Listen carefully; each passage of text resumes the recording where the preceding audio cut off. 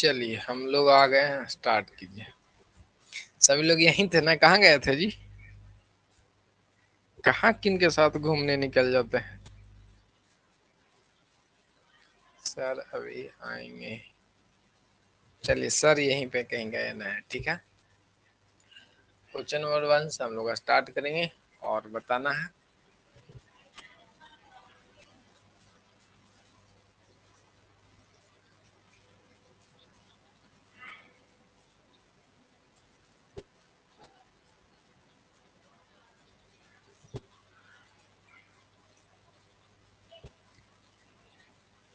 जल्दी से कमेंट करके बताइएगा। Which of the following not the kind of social responsibility of business. निम्न में से व्यवसाय के सामाजिक उत्तरदायित्व का प्रकार कौन सा नहीं है, ये आपको बताना है। रुकिए हम भी आ रहे हैं। चलिए सब कहाँ जा रहे हैं जी? सबको यहीं रहना है, कहीं घूमने नहीं जाना, अभी बारिश का टाइम है, ठीक है। तो बताइएगा निम्न में से व्यवसाय के सामाजिक उत्तरदायित्व का प्रकार नहीं है। अच्छा, प्रोफेशनल रिस्पॉन्सिबिलिटी।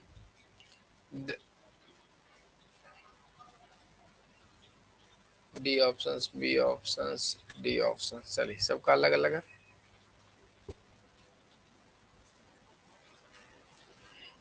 प्रोफेशनल रिस्पॉन्सिबिलिटी आपको है पेशेवर उत्तरदायित्व है, उसमें भी आपको सामाजिक उत्तरदायित्व को निर्वहन करना पड़ता है। इथिक्स नीति परक जो उत्तरदायित्व है उसके अंतर्गत, और आर्थिक उत्तरदायित्व, सभी में इन तीनों पॉइंटों में हम लोग को क्या है कि जो सोशल रिस्पॉन्सिबिलिटी है उसको ध्यान में लेके काम को करना पड़ता है। जो आपको ध्यान में नहीं लेके करना पड़ता है, यानी सामाजिक उत्तरदायित्व को किसमें ध्यान में नहीं रखते, तो वो विवेकाधीन उत्तरदायित्व। विवेकाधीन उत्तरदायित्व का जो अर्थ होता है वो इसमें होता है कि आपको जिम्मेदारी होती है कि जो भी पूंजी है पूंजी को रक्षा करना। विवेकाधीन रिस्पॉन्सिबिलिटी का जो अर्थ है वह है पूंजी का रक्षा करना, यानी कैपिटल को बचाना। तो B option is the right answer. आगे हम लोग देखते हैं, क्वेश्चन नंबर 2 पे आएंगे। निम्न में से कौन सा सही है वो आपको बताना है।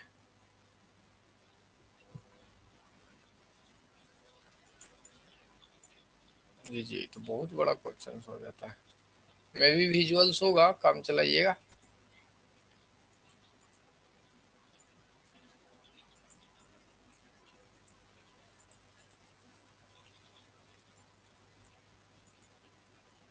एक सेकंड, अब ठीक है।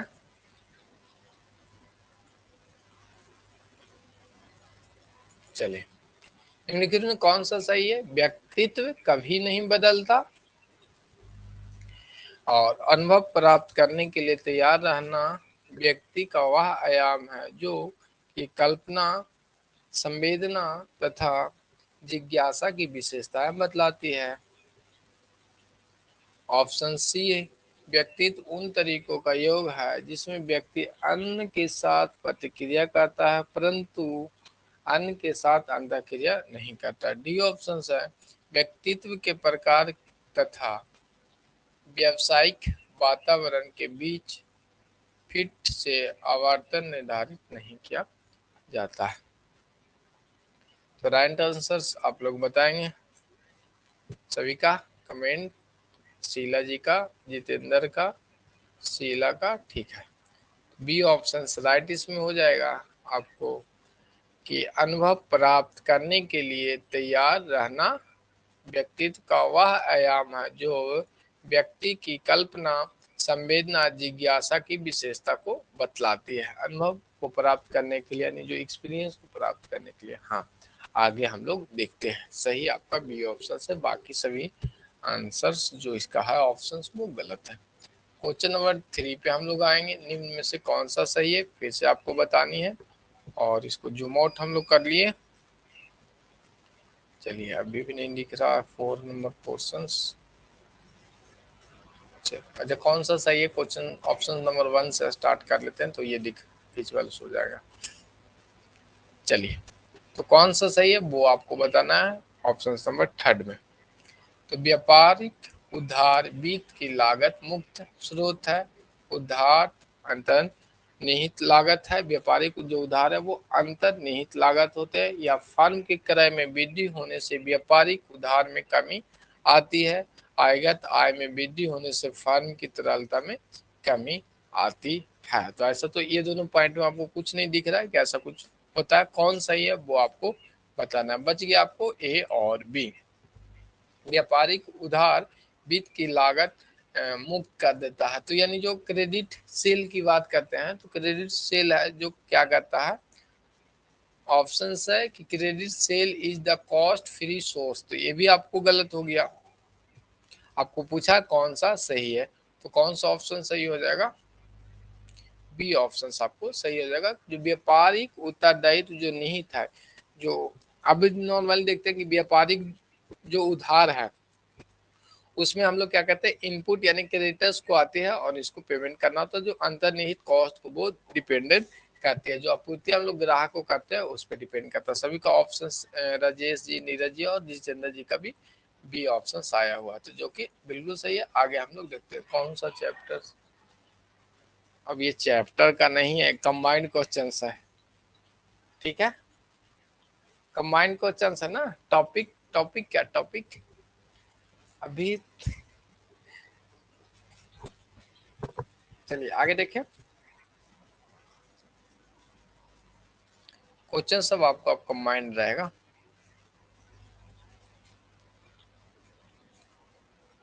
क्वेश्चन नंबर 4 आपके सामने है, आगे देखते हैं।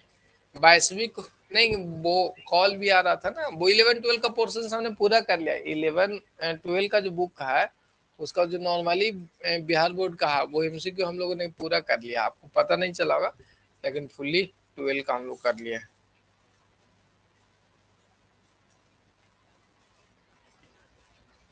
आगे देखेंगे, वैश्विक उपकरणों का कौन सा एक लक्षण विशेषता नहीं है, बताइएगा कि वैश्विक जो उपकरण है, ग्लोबल इंटरप्राइजेस की बात करें जो हमने पढ़ रखा था, एक लक्षण नहीं है वो आपको बताना। विशाल पूंजी, क्या है, विशाल पूंजी संसाधन, उन्नतशील तकनीक विधि, उत्पाद अभिनव परिवर्तन और क्षेत्रीय संतुलन की जिम्मेदारी। तो जल्दी से कमेंट करके बताइएगा कि कौन सा ऑप्शन सही होगा जो ग्लोबल की बात करे, ग्लोबल की, ठीक है। तो अब सभी का राइट आंसर देखने को मिल रहा है, सभी का राइट आंसर है ग्लोबल लेवल पे है, तो उनको क्षेत्रीय से कोई मतलब है नहीं, क्षेत्रीय को तो वो डुबा के रखते हैं, ठीक है ना, तो उनकी संतुलन की उनकी जिम्मेवारी नहीं होती, ये आपको पता है। और ग्लोबल लेवल पे की बात करते हैं तो विशाल पूंजी आपके पास होना चाहिए, तभी ना अमेरिका में आप दुकान खोल सकते हैं जी। घर में तो दुकान खुला ही नहीं जा रहा है, अमेरिका खोलेंगे। यदि अमेरिका खोलना है तो आपके पास पूंजी अधिक होनी चाहिए, टेक्नोलॉजी आपको विकसित होनी चाहिए, और जो इनोवेशन है प्रोडक्शन में वो आपके पास होनी चाहिए। तो आगे हम लोग देखते हैं,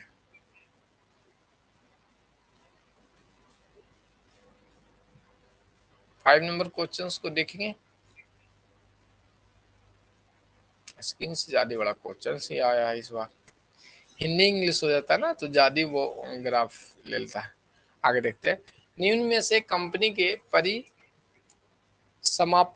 का एक प्रकार कौन सा नहीं है। अब बताइएगा कि जो कंपनी का परिसमापन है उसका एक प्रकार कौन सा नहीं है वो बताना। Which of the following is not the mode of the liquidation of a company, ये आपको बताना है। अब कंपनी की बात कर रही है तो बी ऑप्शन सभी का सही है। अच्छा, सी ऑप्शन कैसे आएगा जी, न्यायालय के द्वारा तो आप लोग को करना है ना, न्यायालय तो ऑटोमेटिक आपको बंद कर सकते हैं, निदेशक भी कर सकते हैं, न्यायालय की अनिवार्यता के रूप से भी ऑटोमेटिक आपको बंद कर हो सकता है, ये आपको पता है, वो कंपनी में हम लोग पढ़ चुके हैं। बी जो ऑप्शन, सदस्यों की स्वैच्छिक समापन से आपको नहीं हो सकती कंपनी का समापन, ठीक है, बी ऑप्शन है। आगे आते हैं 6 नंबर क्वेश्चन, निम्नलिखित में से कौन सा व्यवसायिक जोखिम का मानवीकरण है। अब आपको बताना है कि व्यवसायिक जोखिम का कौन मानवीकरण है, इसको आपको बतानी है। चलिए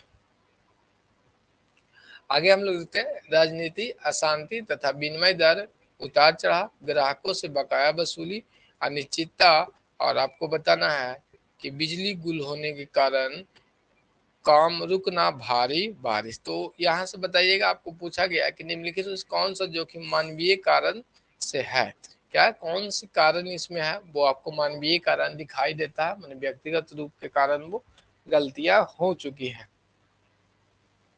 सी ऑप्शन पुष्पा कुमारी का आया है।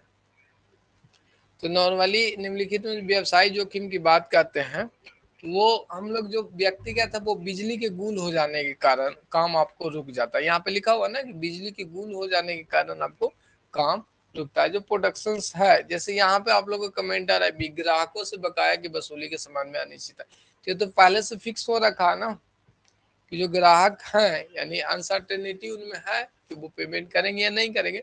लेकिन जो व्यक्तिगत व्यवसाय के मानवीय कारण क्या हो गया कि जो बिजली था, यदि बिजली रहता है तो प्रोडक्शन होती और उसके कारण आपको काम रुक जाता है, तो वो आपको हो गया व्यवसाय जोखिम मानवीय रूप से होती है। तो आपको सी ऑप्शन पे आपको आना है।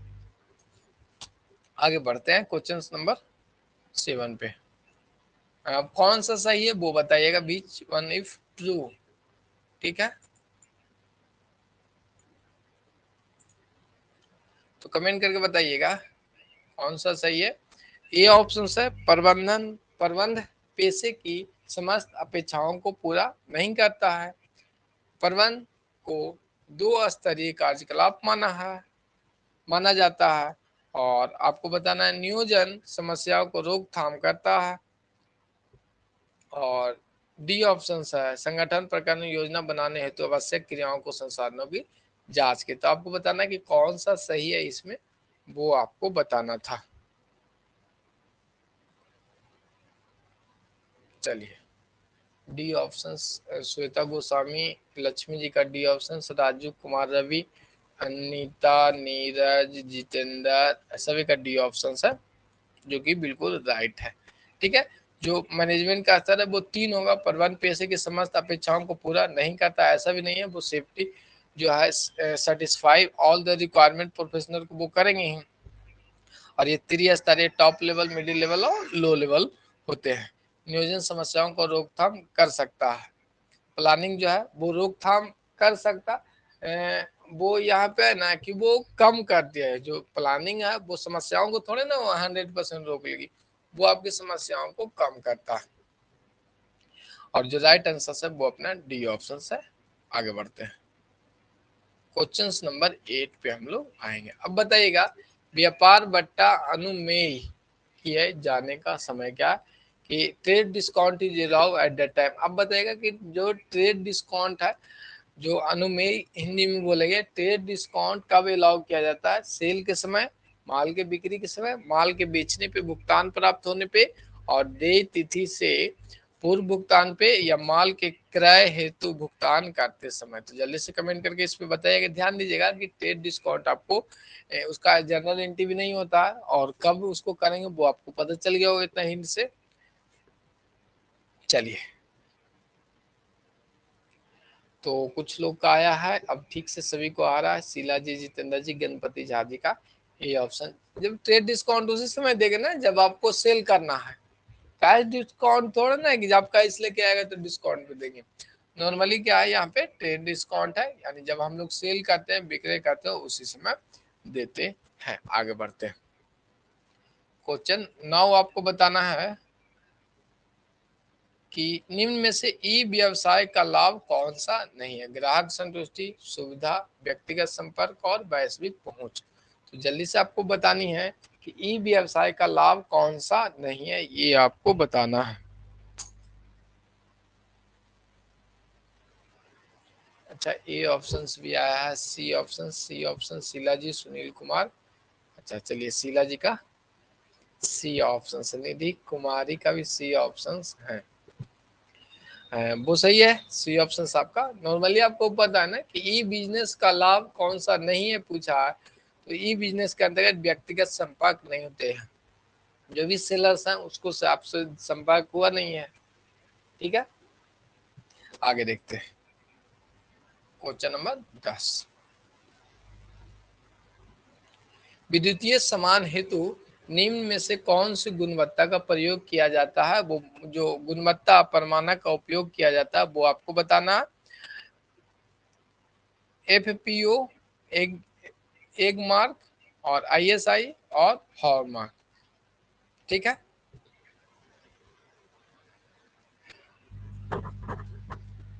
चलिए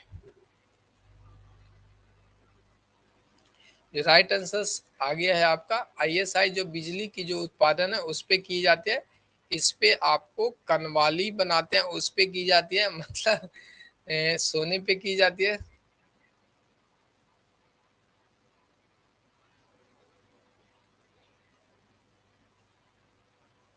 सारे क्वेश्चन रिपीटेड है कहाँ, ये क्वेश्चन हम लोग कर चुके हैं क्या, मैंने कमेंट आप लोग डालते रहते हैं फालतू के, ठीक है। तो आभूषण पे क्या है, आभूषण पे हम लोग हॉलमार्क्स का प्रयोग करते हैं, और एग्रोमार्क और एफपीओ यानी खाद्य उद्योग, जो भी खाद्य उद्योग है उस पे हम लोग इसका यूज करते हैं, ठीक है। खाद्य उत्पाद वाले वस्तुओं पे करते हैं। एक अपने को मार्क है और क्या, ठीक है। आगे हम लोग देखते हैं क्वेश्चन नंबर 10 पे। इधर तो आज खूब पानी पड़ेगा। बताइएगा भारतीय रिजर्व बैंक की स्थापना कब हुई, 34, 35, 36 और 47। तो जो अधिनियम था 1934 था, स्थापना अपने को 1935 में हुई है।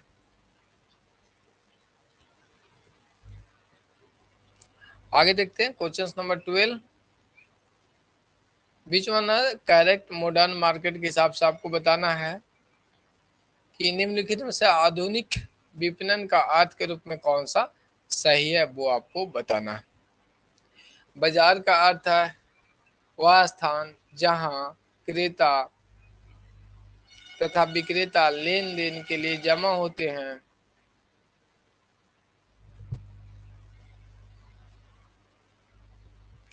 बाजार का अर्थ है किसी उत्पाद तथा सेवाओं के वास्तविक एवं संभावित क्रेताओं का एक समूह है। और सी ऑप्शन है विपणन और खरीदारी एक ही है। विपणन केवल एक उत्तर उत्पाद कार्यकलाप है। तो जल्दी से कमेंट करके बताइएगा। आपको पूछा गया है कि आधुनिक विपणन का क्या अर्थ है, वो बताना है। मॉडर्न जो मार्केटिंग है उसका क्या अर्थ है, वो आपको बताना है सभी को ऑप्शंस को देखते हुए। तो मॉडर्न ए ऑप्शन कैसे होगा जी, अब देखिएगा। बाजार का अर्थ है किसी उत्पाद अथवा सेवाओं के वास्तविक तथा संभावित क्रेताओं का समूह, मतलब वो एक जगह मिलते हैं। इसमें देखिएगा बाजार का अर्थ है कि क्रेता विक्रेता लेन देन के लिए जमा होते हैं। लेकिन आधुनिक की बात कर रहे हैं, आधुनिक टेक्नोलॉजी में जाएंगे तो market refer to set of the actual of, जो संभावित है वो दोनों आपको एक समूह के रूप में वहां पे आते हैं। नॉर्मली ऐसे इसको देखते हैं तो लिखा हुआ market refer to buyers and the seller greater than gather the enter the into transactions. Normally ये तो नॉर्मल है ना कि बाजार का वो पुराने वाले है कि बाजार का अर्थ हुआ स्थान जहाँ क्रेता विक्रेता लेन देन के लिए जमा होते हैं। और यहाँ पे मॉडर्न की बात कर रहा बी होगा, मिस्टेक से चला गया। अच्छा चलिए कोई दिक्कत नहीं ना। अरे ये ठीक है कि बाजार इसको हम लोग कहते हैं, बट मॉडर्न की बात करें तो संभावित इसमें इंक्लूड होगी, ठीक है। क्या एक सेकेंड, क्या विपणन का बारे में पूछा ना, correct the modern market sense आपको हो जाएगा। बाजार का था किसी उत्पाद एवं सेवाओं के वास्तविक और संभावित क्रेताओं का समुच्चय। हाँ ये होगा, ठीक है ना। यहाँ पे मार्केटिंग की बात कर रहा है, मार्केट में तो दोनों आएगा ना। इसमें देखिए विक्रेता तो गायब कर दिया है, बी ऑप्शन में विक्रेता गायब हो रखा है। बी, हाँ बी ऑप्शन से यहाँ पे देखेंगे, बी ऑप्शन विक्रेता का कहीं जिक्र नहीं। बाजार का अर्थ है कि किसी उत्पाद एवं सेवाओं, ये दोनों बात ठीक है। अच्छा पुष्पा का बी आ रहा है, यहाँ पे देखिएगा उत्पाद एवं सेवाओं के वास्तविक तथा संभावित क्रेताओं का एक समूह। Market refer to set of the actual of personals buyers product और सर्विसेज। आधुनिक विपणन का अर्थ है वही सर दोनों होगा। नहीं मार्केटिंग में तो क्रेता और विक्रेता दोनों होंगे ना, ये तो ऑप्शन है ही, ठीक है। नॉर्मली जो मार्केट का अर्थ है वह है कि वो ऐसा स्थान जहाँ पे क्रेता विक्रेता दोनों जमा होते हैं और वस्तुओं को परचेज करते हैं, उसको हम लोग मार्केट कहते हैं। ये तो सही है ही, लेकिन बी ऑप्शन में विक्रेता को तो गायब कर दिया है ना, बी ऑप्शन कैसे होगा। क्रेताओं का एक समूह है, माने बायर्स हैं, सेलर्स कहाँ गए ऐसे। ठीक है, तो ध्यान रखेंगे ना, वो मार्केटिंग में बायर्स और सेलर्स दोनों होगा, बायर्स और सेलर दोनों होगा इसमें। ये होगा सर, सेकंड में सेलर्स नहीं है।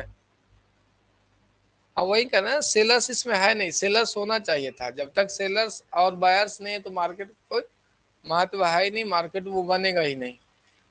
ठीक है, तो ए ऑप्शन पे जाएंगे। और चलिए आगे हम लोग बढ़ते हैं, क्वेश्चन नंबर 13 पे आएंगे। निम्नलिखित में से कौन सी गलत है, इस बार बताना है आपको कौन सा गलत है। संगठन संगठनात्मक निष्पादन की निगरानी नियंत्रण, कर्मचारियों को नेतृत्व प्रदान करना, संभावित प्रभावित करना तथा अभिप्रेरण निर्देशन सम्मिलित करना, और सी ऑप्शन संगठन के विशिष्ट योजनाओं को समझ, और डी ऑप्शन स्टाफिंग का अर्थ है सही कार्य के लिए सही लोगों को पर्याप्त करना। अब इसमें बताना है कौन सा आपको गलत है, वो आपको बताना था। सी ऑप्शन, सभी का सी ऑप्शन, संगठन की विशिष्ट योजना हेतु संसाधन आवंटित करने पे विचार नहीं करना। ये तो ऐसे ही आपको सी सही दिख रहा है। ठीक है, सभी का राइट आंसर है अनीता कुमारी, नीरज कुमार, राजेश, सुनील कुमार, सभी का सी ऑप्शन। इसके बाद आते हैं 14 नंबर क्वेश्चन पे, निम्नलिखित में से रचनात्मक नेतृत्व की विशेषता। यहाँ पे देखिए कैरेक्टरिस्टिक्स ऑफ ट्रांसफॉर्मेशंस की बात करें, ट्रांसफॉर्मेशंस,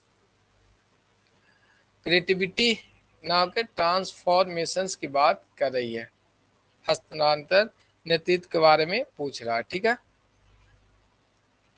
तो प्रत्येक कर्मचारियों को व्यक्तिगत ध्यान देता है, उसके साथ एक एक वार्ता करते हैं, जिसे सीखता है कि सलाह देता है। आगे आपको हस्तक्षेप तभी करती है जब मानदंड पूरे करते हैं, उच्च व्यक्ति जोखिम को उच्च लागत पे आपको कार्य करती है, और आपको अच्छे कार्य के लिए, डी ऑप्शन अच्छे कार्य के लिए इनाम का वचन देता है, उपलब्धियों को कार्य करता है। तो नॉर्मली यहाँ पे पूछा जा रहा है इंग्लिश में जो है वो ट्रांसफरेबल यानी परिवर्तनकारी की बात करें, परिवर्तनकारी नेतृत्व की विशेषता आपको बताने। इसको छोटा कर लेते हैं ना, अब आपको ऑप्शन दिखेगा। तो सभी का ए ऑप्शन है जो कि बिल्कुल राइट है, कर्मचारी पर व्यक्तिगत ध्यान देता है तथा उनके साथ साथ एक एक कर वार्ता करते हैं, और उसे सिखाता है तथा उसे सलाह देता है, वो ट्रांसफरेबल हो जाएगा, मतलब आपके यहाँ से उनके यहाँ गया। आगे आते हैं क्वेश्चन नंबर 15, बताइएगा 15 नंबर क्वेश्चन। एक असंतुष्ट उपभोक्ता, क्या एक असंतुष्ट उपभोक्ता राज्य उपभोक्ता आयोग में शिकायत दर्ज करवाता है यदि उसकी मामले पूर्ण रूप से सही वस्तुओं एवं सेवाओं का मूल्य। बताइएगा कि राज्य स्तर पे आपको उपभोक्ता कंज्यूमर फोरम में जानी है तो कौन से ऑप्शंस आपके लिए सुटेबल होगा। 1 करोड़ से अधिक, 20 लाख तक, क्या 20 लाख से अधिक परंतु 2 करोड़ से अधिक नहीं, 20 लाख से कम, और अपने को 20 लाख से अधिक नहीं। तो जल्दी से आपको कमेंट करके बतानी है, 20 लाख से अधिक परंतु 1 करोड़ से अधिक नहीं।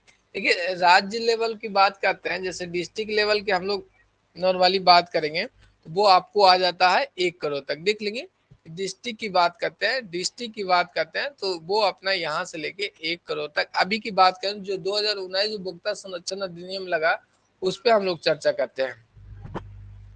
ठीक है, फिर सेकंड डिस्ट्रिक्ट लेवल के बाद स्टेट लेवल पे यानी राज्य स्तरीय आता है, वो 1 करोड़ से लेके आपको 10 करोड़ तक है। कितना, 1 करोड़ से लेके 10 करोड़ तक है। तो राज्य स्तरीय अपने को पूछा है कि राज्य उपभोक्ता आयोग, ठीक है, तो 1 करोड़ से अधिक, लेकिन 1 करोड़ से अधिक ऑप्शंस के हिसाब से तो ये हो जाता है। ठीक है, 1 करोड़ से अधिक, बट कहाँ तक लिमिट है, वो 10 करोड़ तक लिमिट है, ये भी आपको ध्यान में रखना है। तो इस पोर्शन को ध्यान में रखिएगा। यदि उपभोक्ता संरक्षण अधिनियम पुराने वाले हम लोग चलते हैं 1986 वाले के हिसाब से, तो वो 20 लाख से 1 करोड़ के बीच में वैसे ऑप्शंस आएगा। लेकिन अभी तो हम लोग को पढ़ना है 2019, और मैं भी पिछला बार क्वेश्चन हम लोग क्या कर लिए थे, वो 1986 वाले पे ही कर लिए थे, कहीं एक दिन सेट था तो वो भी ठीक था, दोनों ऑप्शन ठीक था, उसमें 2 क्वेश्चन एक साथ इंक्लूड थे। लेकिन नया जो उपभोक्ता संरक्षण अधिनियम है 2019 आया, उसमें बताया कि डिस्ट्रिक्ट लेवल पे आपको शिकायत करनी है तो 0 रुपया से, मतलब 1 रुपया रहेगा ना, हाँ करेंट वाला चलेगा।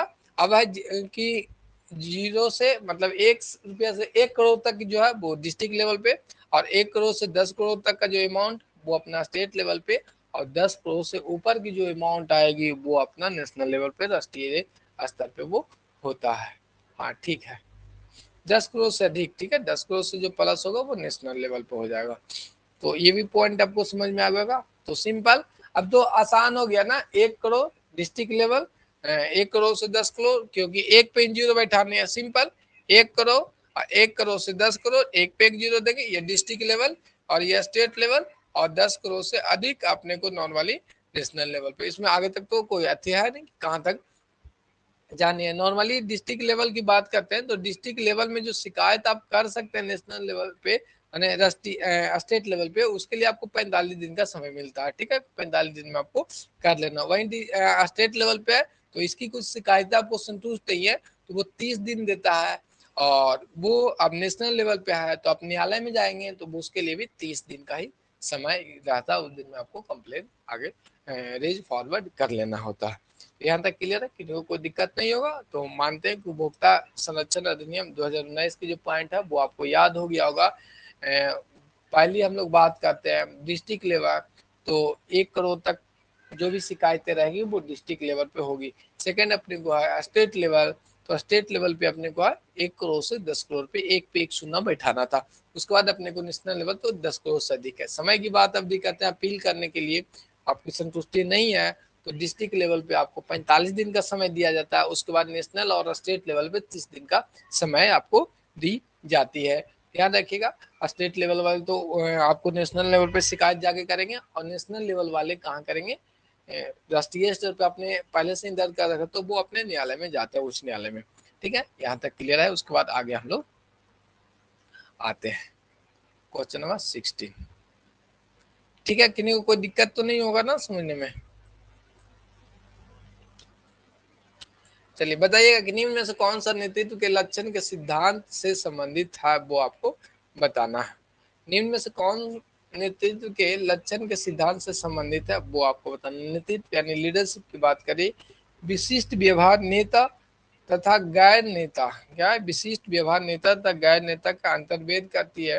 कर्मचारी अभिमुखी नेता आवश्यकताओं को व्यक्तिगत रुचि रखता है, और आपको यह सिद्धांत विभिन्न परिस्थितियों में निर्णय के स्वरूप मात्र को निर्धारण करने के नियम को समूच करती है। यह एक ऐसा सिद्धांत है जो व्यक्तिगत गुणों और विशेषताओं को विचार करती है। तो जल्दी से कमेंट करके बताइए कौन सा ऑप्शन सही होगा। नेतृत्व का लक्षण की बात कर रही है, अब विजुअल्स होगा जितना में। सी ऑप्शन आ रहा है कि यह सिद्धांत विभिन्न परिस्थितियों में निर्णय के परिरूप मात्र निर्धारण करने का नियम का एक समुच्चय है, ऐसा भी नहीं है। तो अब यहाँ पे देखेंगे ना, लीडरशिप में सबसे सिंपल यहाँ पे आ जाएंगे, डी ऑप्शन में आ जाएंगे, पुष्पा जी का आया। तो देखेंगे यह ऐसा सिद्धांत होता है लीडरशिप जो व्यक्ति के गुण हो। लीडरशिप का मतलब क्या है, मोदी जी क्या कर दिए, भाइयों बहनों करके सबको लपेट लिए। ठीक है, क्या कर लिए, भाइयों बहनों करके लपेट लिए, और सारा चीज तो अब बेच दिए हैं। दिक्कत ये है ना कि किसी भी आपकी प्रॉपर्टी है, मोदी जी ये समझ में नहीं आया ना कि यदि आप, अच्छा आप अपने घर में देख लीजिए ना, यदि आप संपत्ति बेचते हैं तो अच्छे बच्चे हुए या खराब बच्चे हुए, खराब बच्चे हुए, सिंपल सी बात है, वही चल रहा है। तो यहाँ पे हम लोग देखते हैं कि जो व्यक्तिगत गुण है उसको देखना तथा विशेषताओं पे विचार करने, यानी जो भी लीडरशिप में है, जो भी आपके कर्मचारी है, तो व्यक्तिगत रूप से इनकी क्या रुचि है, क्या इनकी विशेषता है, इसके अनुरूप इनको कार्य को देते हैं, तो वो आपको इफेक्टिव लीडरशिप आपको दिखाई देगा। चलिए आगे देखते हैं।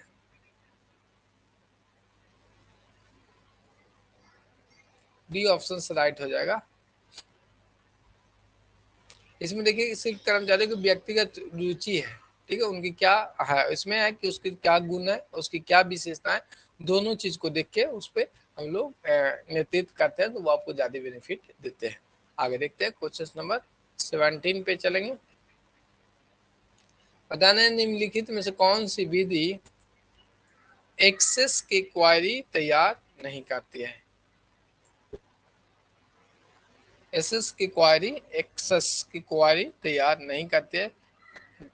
विजार्ड विधि, टेक्सटाइल विधि, डिजाइन विधि और एसक्यूएल विधि। तो आपको बताने की कौन सी तैयार नहीं करती है, विजार्ड विधि, डिजाइन विधि और आपको एक्सक्यूएल विधि जो है वो एक्सेल्स की क्वारी आपको तैयार करती है। जो नहीं तैयार करती है वो आपका टेक्स्ट मेथड। ठीक है, बी ऑप्शन।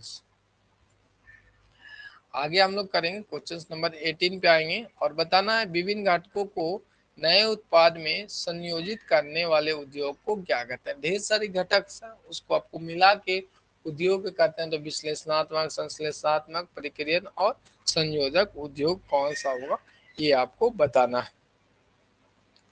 तो नॉर्मली नए उत्पाद में संयोजक करने वाली जो उद्योग है वो आपको हो जाएगा बी ऑप्शन, संश्लेषणात्मक होता है। जैसे सीमेंट उद्योग हो गया, प्लास्टिक उद्योग हो गया, कागज का निर्माण होते हैं या अपने को सूती वस्त्र का निर्माण होता है। उसमें क्या करते हैं कि विभिन्न घटकों को हम लोग यूज करके इसको हम लोग संयोजित करते हैं। तो संश्लेषणात्मक उद्योग के अंतर्गत आता है ये। आगे हम लोग देखते हैं क्वेश्चन नंबर 19 पे आएंगे। निम्नलिखित में से कौन सी कथन गलत है। अब बताइए निम्नलिखित में से कौन सी कथन गलत है वो आपको बताना है। आपको मानव संसाधन कार्यकलाप मानव संसाधन विशेषज्ञों को एक जिम्मेदारी नहीं है। मानव संसाधन कार्य व्यावसायिक प्रतिष्ठाओं तक ही सीमित आती है। और मानव संसाधन यानी एचआरएम की धारणा है कि लोगों को बदलती रहती है और एचआरएम के संगठन की रणनीति के साथ एचआरएम नीतियों को संयोजन करना आवश्यक हो जाता है। तो जल्दी से आपको कमेंट करके बताना है कौन सा ऑप्शन आपको सही हो जाएगा। तो एचआरएम की बात करते हैं तो क्वेश्चन हम लोग पढ़े थे, इसको थोड़ा सा हम लोग जूम आउट कर लिए। गलत पूछ रहा था तो डी ऑप्शन श्वेता का सबसे पहले आ गया कमेंट, यहाँ पे देखेंगे। एचआरएम के संगठन की रणनीति के एचआर नीतियों का संयोजन करने की आवश्यकता नहीं है। अब नीतियों को तो संयोजन करना ही है ना सबको। डी ऑप्शन है लक्ष्मी जी का पुष्पलता, पुष्पा कुमारी। अच्छा पुष्पलता लगता नहीं दिखाई दिया आज। आगे हम लोग देखते हैं क्वेश्चन नंबर 20 पे हम लोग करेंगे कि यहाँ पे देखिएगा कि विपणन कार्य को संदर्भ से निम्नलिखित में से कौन शामिल नहीं है। विपणन जो कार्य है, मार्केटिंग का जो फंक्शन है उसमें कौन सा नहीं है। श्रेणीकरण, जोखिम वहन करना, विभाजीकरण और भंडारण। तो जल्दी से कमेंट करके बताइएगा कि जो मार्केटिंग की बात करते हैं उसके संदर्भ में कौन सा कार्य अपने को नहीं सम्मिलित होता है।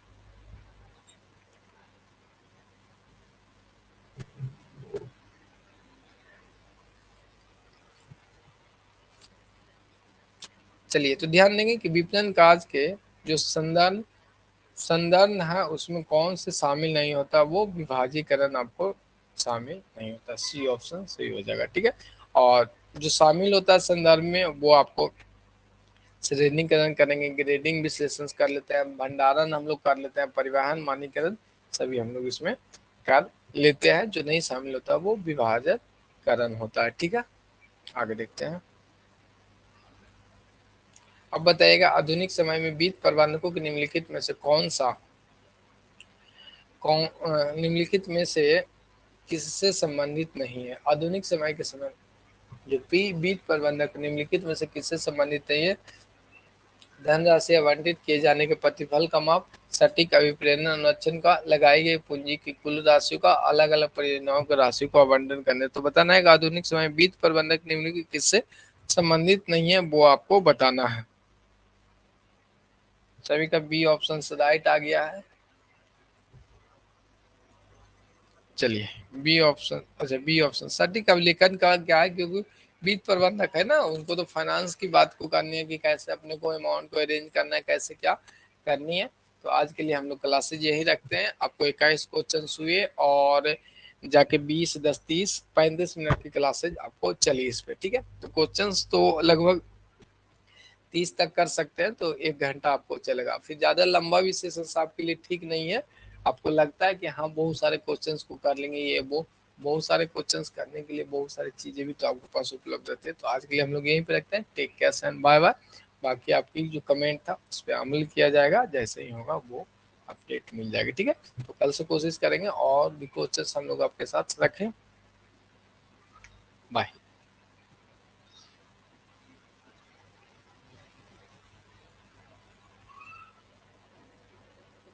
कोई बुक ऐसे नॉर्मली आपका नहीं आया है जहाँ तक अपडेट है?